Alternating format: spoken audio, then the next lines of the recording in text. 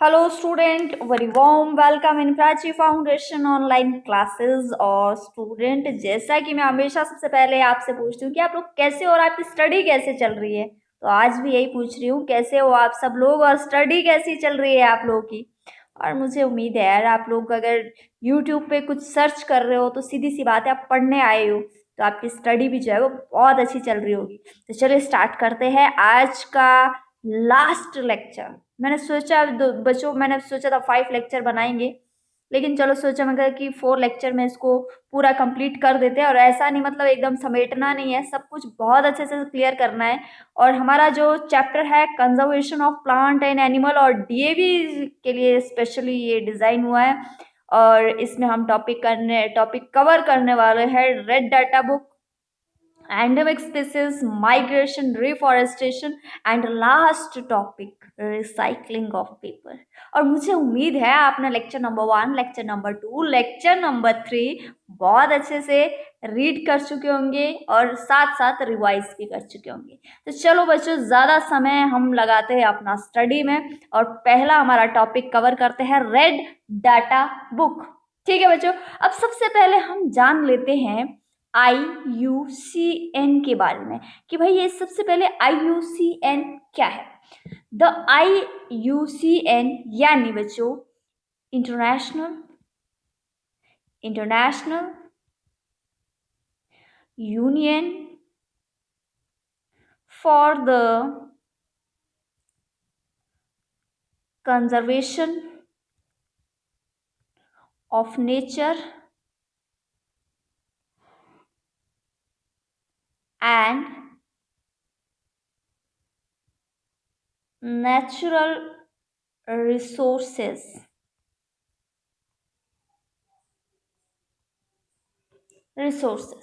एक ऐसी ऑर्गेनाइजेशन है बच्चों IUCN यानी international union for the conservation of nature and प्रकृति, नेचर यानी प्रकृति एंड नेचुरल रिसोर्सेज, जो उससे मिलने वाले हमें रिसोर्सेज है। तो ये एक ऐसी ऑर्गेनाइजेशन है जो एक इंटरनेशनल लिस्ट तैयार करती है ऐसे एनिमल और प्लांट की स्पीसीज पर जिन पर खत्म होने का यानी उनकी डेथ का खतरा जो है वो मंडरा रहा है।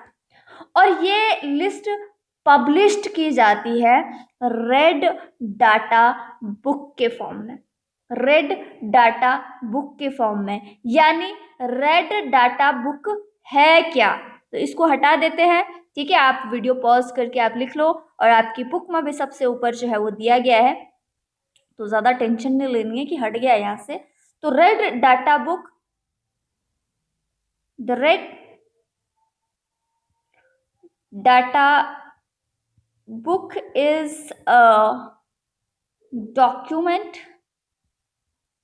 which is created for recording, ठीक है, recording endangered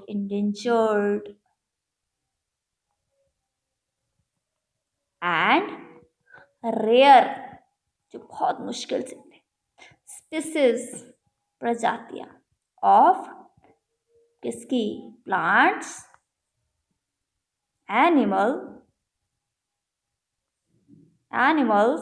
एक्सेट्रा। ठीक है, तो रेड डाटा बुक एक ऐसा डॉक्यूमेंट तैयार करती है जिसमें एक रिकॉर्डिंग रखी जाती है, एक लिस्ट तैयार की जाती है जिसमें पूरे जितने भी एंडेंजर्ड और रेयर स्पीसीज है, प्लांट, एनिमल, इसके अलावा भी बाकी चीजों की उनका एक डाटा तैयार करती है।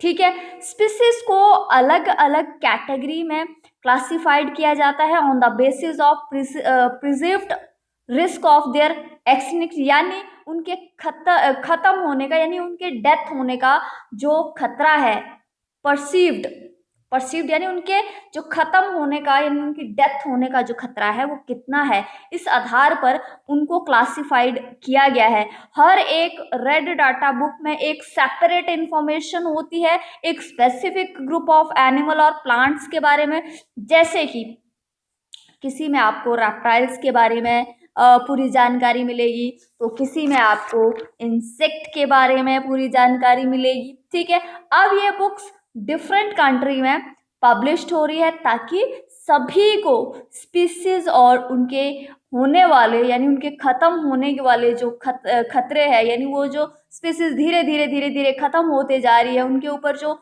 उनकी स्पीसीज को खत्म होने का यानी उनकी स्पीसीज को जो खतरा है उनकी डेथ होने का, उसके बारे में इम्पॉर्टेंट इंफॉर्मेशन जो है वो सबको मिल सके, इसीलिए ये सारी कंट्री में यानी अलग अलग कंट्रीज में जो है ये पब्लिश्ड हो रही है। ठीक है,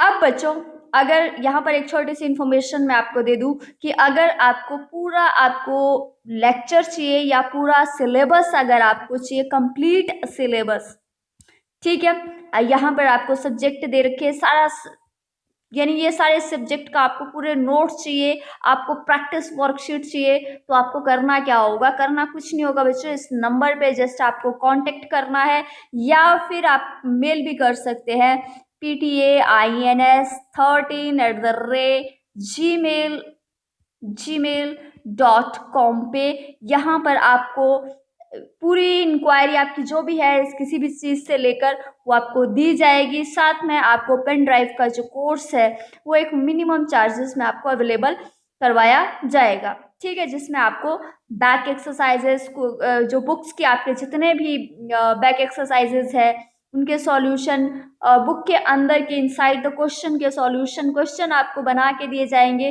प्लस आपको प्रैक्टिस वर्कशीट भी तैयार करके दी जाएगी ताकि आप एग्जाम के लिए बिल्कुल रेडी होके जाओ। जैसे आप नहा धो के जाते हो ना, साथ में आपके दिमाग भी एकदम तैयार रहे कि भैया आज एग्जाम है और आज एग्जाम में जो है वो एकदम मास्टर एकदम सिक्सर लगा के ही वापस आना है। तो ऐसी तैयारी प्राची फाउंडेशन आपको जरूर करवाएगी। ठीक है, तो बस इसको ये करना, बस आपको ये होगा और ये होगा और बस खत्म आपका। तो चलिए स्टूडेंट बढ़ते हैं आगे, और आगे किसके बारे में पढ़ रहे हैं हम कि अब अगर किसी स्पीसीज का कोई भी मेंबर नहीं बचा है,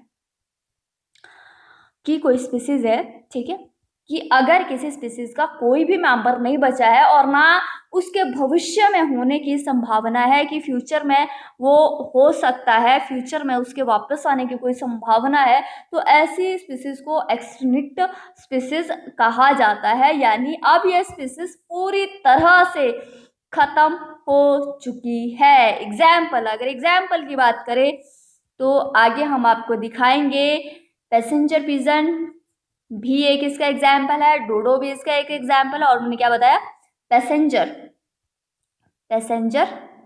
पिजन, और भी बहुत सारे एक्सेट्रा कर देते हैं।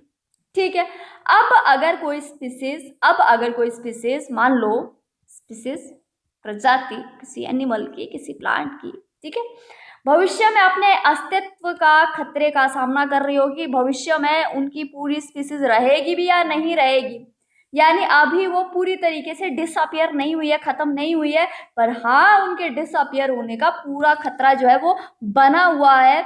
तो इस तरह की स्पीसीज को बोलते हैं एंडेंजर्ड स्पीसीज। क्या बोलते हैं, एंडेंजर्ड स्पीसीज। एग्जाम्पल की बात करें तो blue whale and giant Panda etcetera.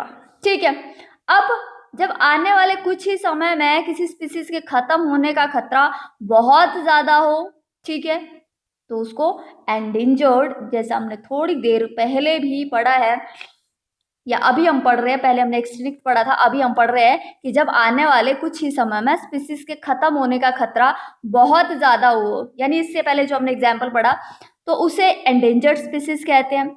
अब हमारा जो नेक्स्ट टॉपिक है वल्नरेबल स्पीसीज, वे जो मिडल टर्म में ही खत्म होने के रिस्क से गुजर रही है। ठीक है, जो मिडल टर्म में ही खत्म होने के हाई रिस्क से गुजर रही है। जैसे मिडल टर्म का मतलब क्या हुआ, पहले मिडल टर्म जानते हैं फिर इसका एग्जाम्पल की बात करेंगे। मिडल टर्म यानी जो अभी भी है, ठीक है, अभी वो डिसअपियर नहीं है और ऐसा भी नहीं है कि वो फ्यूचर तक भी नहीं बचेगी, ऐसा भी नहीं है। ठीक है, यानी वो अभी भी डिसअपियर नहीं है और ऐसा भी नहीं कि वो फ्यूचर तक भी बचेगी, ऐसा कोई उम्मीद नहीं है कि फ्यूचर तक बचेगी वो, ठीक है। यानी बीच में ही उसके खत्म होने की पूरी पूरी संभावनाएं हैं। तो इस तरह की स्पीशीज को बोलते हैं, क्या बोलते हैं, वल्नरेबल स्पीशीज, ठीक है। एग्जाम्पल इसका चिता, चिता, गौर, लॉइन एक्सेट्रा, ठीक है। थोड़ा सा एक बार फिर बताऊं कि ऐसी वल्नरेबल स्पीसीज वे है जो मिडल टर्म में ही खत्म होने के हाई रिस्क से गुजर रही है।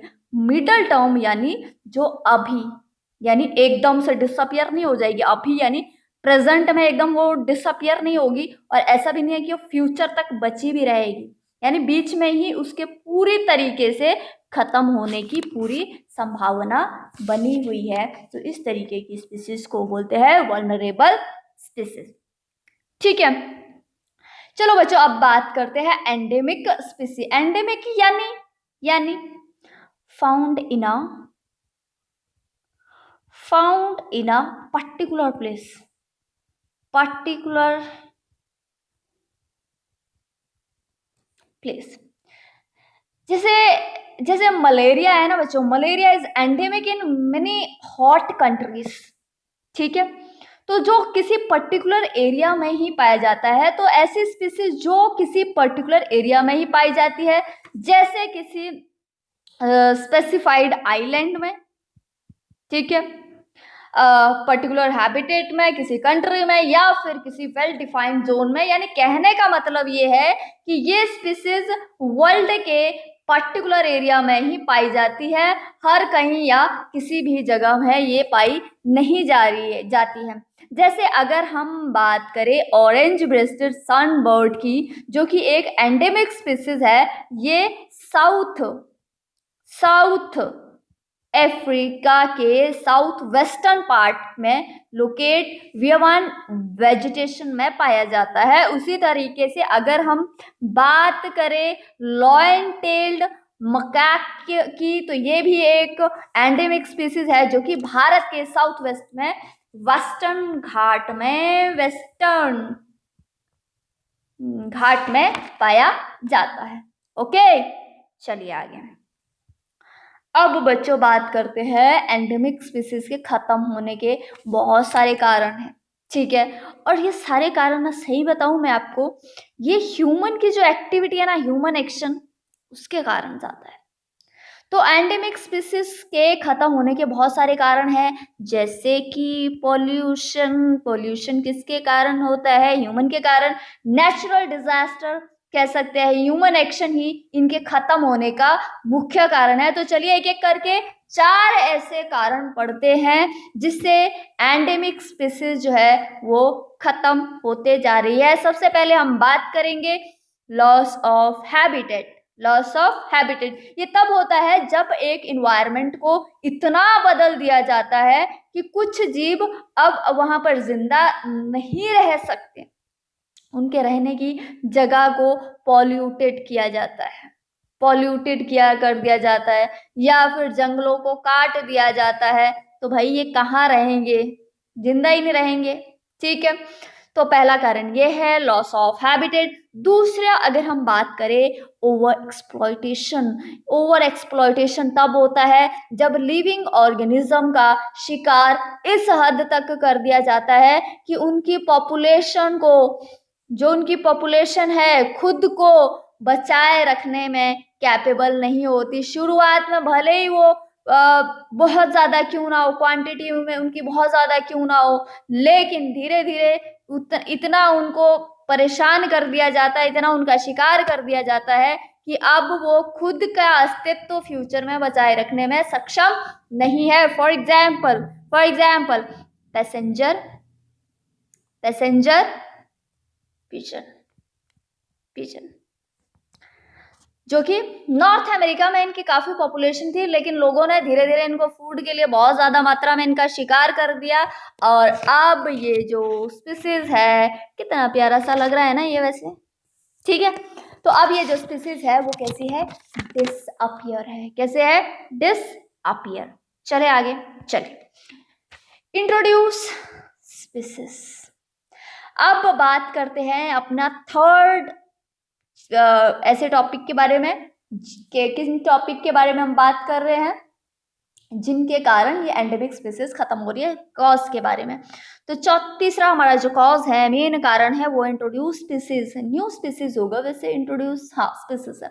अब हम बात करते हैं introduce new species. New species का आ जाना या उसका इन एंडेमिक स्पीसीज पर प्रभाव पड़ना, ये सारी चीजों के बारे में पढ़ेंगे और इसका कारण जानेंगे। न्यू स्पीसीज हो सकता है कि अपने फूड के लिए इन एंडेमिक स्पीसीज का शिकार कर दे, ठीक है।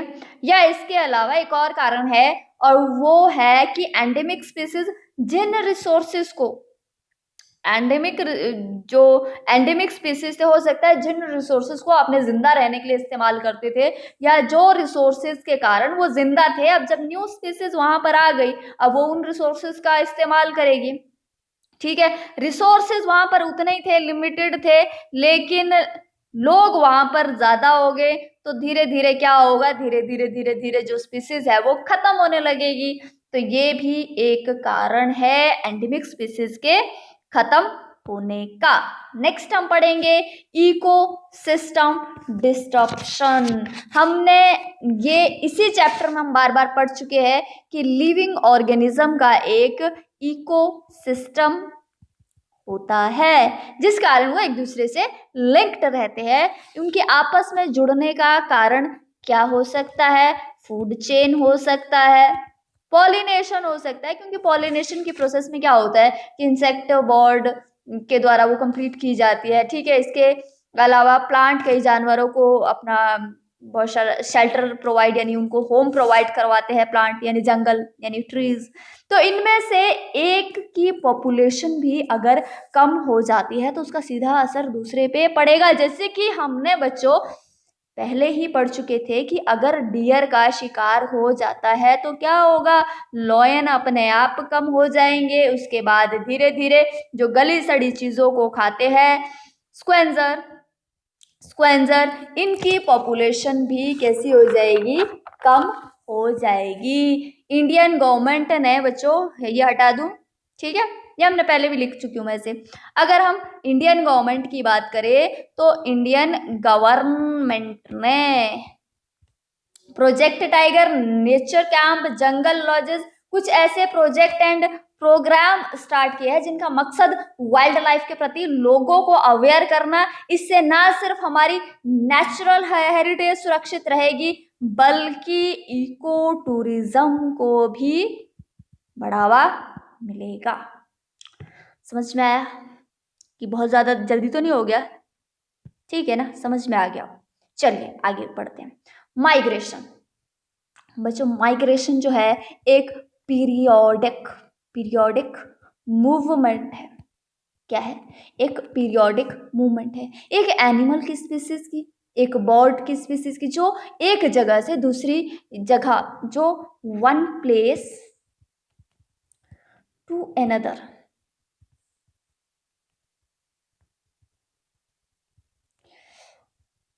जो एक जगह से दूसरी जगह जाते हैं और जरूरत पूरी होने पर ही वापस अपने ओरिजिनल होम में आ जाते हैं। प्रश्न आता है या क्वेश्चन आपके दिमाग में आ रहा है कि एनिमल एंड बर्ड माइग्रेट क्यों करते हैं, तो इसका जवाब है वो इन सर्च ऑफ फूड जा सकते हैं, पानी की तलाश में जा सकते हैं, शेल्टर की तलाश में जा सकते हैं, और एक फेवरेबल प्लेस की तलाश में जा सकते जहां वो ब्रीड कर सके, अपने अंडे को जन्म दे सके। इन सब की चीजों के कारण वो जा सकते हैं। तो प्रिसाइज मेथड यानी सटीक विधि, यानी कह सकते हैं कि जिससे जानवर नेविगेट करते हैं और जानते हैं कि उनको कहाँ जाना है और फिर वापस आ जाना। अभी मनुष्य के लिए जाना मुश्किल है कि ये सब कैसे कर पाते होंगे। बर्ड के पास ह्यूमन के कंपैरिजन में शार्पर आईसाइट, ठीक है, ये हटा दे, शार्पर आईसाइट और ग्राउंड क्लूज, क्लूज यानी सुराग, ये वाला क्लूज, ठीक है, यानी देखकर वो चीजों को अच्छी तरह से अपने दिमाग में बिठा लेते हैं। ये उनके पास जो विजुअल मेमोरी होती है, इसको बोलते हैं विजुअल मेमोरी, जो देखकर वो याद रख लेते हैं फिर भूलते नहीं है। विजुअल मेमोरी जो होती है वो ह्यूमन के कंपैरिजन में बहुत अच्छी होती है। अगर लॉन्ग डिस्टेंस की बात करें, अगर लंबे समय की बात करें, ठीक है, लॉन्ग डिस्टेंस की अगर बात करें, तो लॉन्ग डिस्टेंस को कवर करना हो तो यानी बर्ड सन और स्टार की हेल्प से करते हैं। इसके साथ ही अर्थ की मैग्नेटिक फील्ड के सहारे भी वो नेविगेट करते हैं, और ये पॉसिबल तब हो पाता है कि उनके अंदर इनबिल्ट मैग्नेटिक कंपास है, ठीक है। जैसे जानवरों के बारे में तो पता नहीं वो कैसे करते हैं या कैसे दिमाग लगा लेते हैं, लेकिन बर्ड के बारे में पता है कि उनके अंदर एक इनबिल्ट इनबिल्ट मैग्नेटिक कंपास होता है, और उसकी हेल्प से वो ये सब चीज़ें कर सकते हैं। मैग्नेटिक कंपास एक छोटा सा टिश्यू है जो बर्ड की आइज और ब्रेन के बीच में होता है। बर्ड आइज और आंखों और आंखें और दिमाग के बीच में लोकेट होता है, जिसकी सहायता से वो एक जगह से दूसरी जगह जा सकते हैं और सही पोजीशन पे अपने सही घर पे वापस लौट सकते हैं, ठीक है। नेक्स्ट हमारा टॉपिक आता है रिफॉरेस्टेशन। रिफॉरेस्टेशन को अफॉरेस्टेशन अफॉरेस्टेशन भी कहते हैं। ऐसे एरिया जहां पर डिफॉरेस्टेशन हो चुका है, यानी बहुत ज्यादा मात्रा में पेड़ काटे जा चुके हैं, उन जगहों में दोबारा से पेड़ लगाना, इसे बहुत तेजी से प्रमोट किया जा रहा है। लेकिन ऐसा करते हुए भी हमेशा एक बात अपने दिमाग में रखनी है कि जब भी हम प्लांट लगा रहे हैं, या जिस जगह पर, जिस एरिया में हम प्लांट लगा रहे हैं, जहां पर पहले से ही सारे प्लांट कट चुके हैं और वहां पर हम नए प्लांट लगा रहे हैं, तो हमें वहां पर सेम वही स्पीसीज लगानी चाहिए जो वहां पर पहले थी, ठीक है। तभी वो जो डिफॉरेस्टेटेड एरिया है वो जल्दी ही फॉरेस्ट बन जाएगा। क्योंकि बच्चों हम जानते हैं कि हर जगह में प्लांट ट्रीज अलग अलग होते हैं और वो उसके इन्वायरमेंट के हिसाब से अपने आप को अडॉप्ट करते हैं। माउंटेन रीजन के प्लांट की बात करें तो वहां पर कोनिकल शेप वाले देखे होंगे आपने ट्रीज होते हैं। वैसे plain area, coastal area, desert area, यहाँ के जो ट्रीज होते हैं वो अलग होते हैं, ठीक है। अब हमने देखा कि माउंटेन रीजन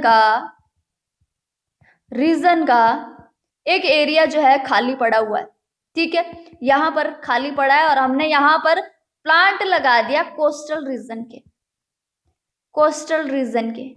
तो भाई वो यहाँ पर कहाँ से उगेगा? पूरा जगह लगा भी दो, कवर भी कर दो, तो भी यहाँ पर ये नहीं उगेगा, क्योंकि कोस्टल रीजन में जो लगने वाले प्लांट है वो वहाँ के हिसाब से, वहाँ के इन्वायरमेंट से होते हैं। तो हमको ये ध्यान रखना है कि जिस एरिया को हम, जो डिफॉरेस्टेड एरिया है जहाँ पर पूरे पेड़ कट चुके हैं, तो वहां पर अगर हम न्यू पेड़ लगा रहे हैं, नए प्लांट लगा रहे हैं, तो सेम वही स्पीसीज लगानी है जो वहां पर पहले थी, ठीक है। चलिए आगे बढ़ते हैं रिसाइकलिंग ऑफ पेपर की तरफ। तो पेपर रिसाइकलिंग एक ऐसी प्रोसेस है जिसमें वेस्ट पेपर को कलेक्ट किया जाता है, ठीक है। यहाँ से आप देख लो, एक बढ़िया प्रोसीजर बना हुआ है। वेस्ट पेपर को कलेक्ट किया जाता है और उसे फिर रिसाइकल करके न्यू पेपर प्रोडक्ट उससे तैयार किया जाता है। और ऐसे पेपर जो रिसाइकलिंग के लिए सुटेबल होते हैं उनको बोलते हैं स्क्रैप पेपर। क्या बोलते हैं? Scrap paper. आजकल 90% ऑफ पेपर पल्प, जो 90% जिससे पेपर बनाए जाते हैं वो वुड से बनाया जाता है। पेपर पल्प जो होते हैं, जिसको पेपर पल्प बोलते हैं, जिससे पेपर तैयार किया जाता है, ठीक है, वो वुड से बनाया जाता है। और 35% पेपर का जो प्रोडक्शन है वो गिरे हुए पेड़ से किया जाता है, जो ऑलरेडी गिर गए हैं किन्हीं कारणों से, उनसे ही किया जाता है। और सबसे बड़ी बात, रिसाइकलिंग में हम बहुत सारे पेड़ों को कटने से बचा सकते हैं। और ऐसा अनुमान लगाया जा सकता है, अगर पूरी वर्ल्ड के, पूरी दुनिया के अगर आधे पेपर को, हाफ पेपर को भी अगर रिसाइकिल किया जाए तो कम से कम 20 मिलियन एकर्स फॉरेस्ट लैंड को कटने से बचाया जा सकता है, ठीक है। कितने को?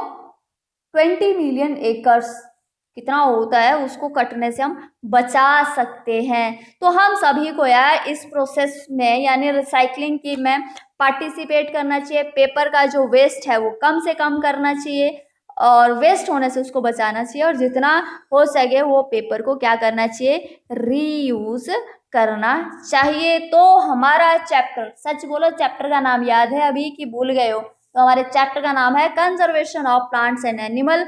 आज इसका होता है दी एंड। तो आई होप आप लोगों को समझ में आया होगा, और कोई डाउट होगा तो आप कमेंट सेक्शन में लिख दीजिए। आपके डाउट को हर संभव कोशिश की जाएगी उसको जल्द से जल्द आपको सही आंसर देने की।